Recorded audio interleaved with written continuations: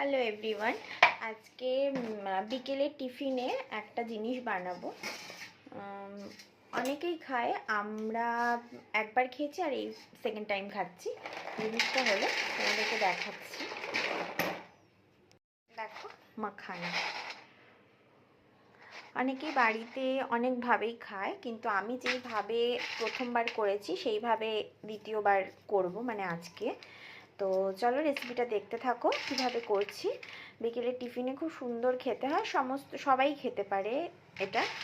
তো চলো তোমাদের রেসিপিটা দেখাই কিভাবে করি। এখানে 1 প্যাকেট মাখানা নিয়ে নিয়েছি, আর এখানে বসিয়ে দিয়েছি কড়াই। তার মধ্যে আমি দিয়ে দেবো বাটার। দেখো আমি কতটা পরিমাণে বাটার দিয়েছি, অনেকটাই বাটার দিয়েছি। এই বাটারের মধ্যে একটু নুন আর একটু লঙ্কার গুঁড়ো আর তোমার গোলমরিচ গুঁড়ো দিয়ে দেবো। ঝালটা তোমরা নিজেদের ঝাল যতটুকু খাবে সেই অনুযায়ী দেবে। আমরা একটু বেশি স্পাইস খাই বলে একটু ঝাল দিয়েছি। এর মধ্যে নুন, গোলমরিচ আর লঙ্কার গুঁড়ো রয়েছে, সঙ্গে বাটার। এবার আমরা মাখানাটা ঢেলে দেবো।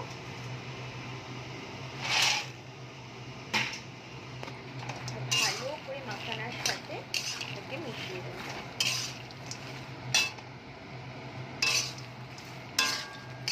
আর ততক্ষণ রোস্ট করতে হবে এটাকে, যতক্ষণ না মাখানাগুলো থেকে একটু ফ্লেভারের গন্ধ আসবে, মানে একটু হালকা হালকা গন্ধ দেখতে আসবে। আর মাখানাগুলো একটুখানি ধরে ধরে দেখতে হবে যে এটা এরকম চাপলে পরেই ফেটে যাবে, তখনই এটা হয়ে যাবে। ব্যাস, এইটুকুই এটার রান্না।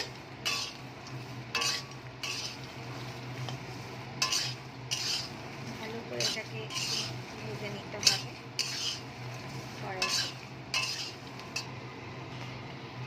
দেখো কালারটা কত সুন্দর এসছে, আর গন্ধটা খুব সুন্দর বেরোচ্ছে। একটু দেখবো, এটা এখনো হয়নি।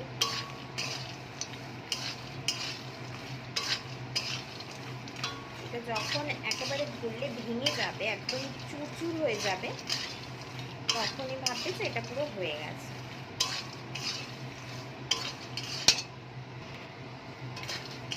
তো চলো দেখি আরেকটা। দেখো এরকম হয়ে যাচ্ছে, তার মানে মাখানাটা একদম রেডি। এবার আমি নামিয়ে নেব। তো দেখো মাখানা পুরো রেডি।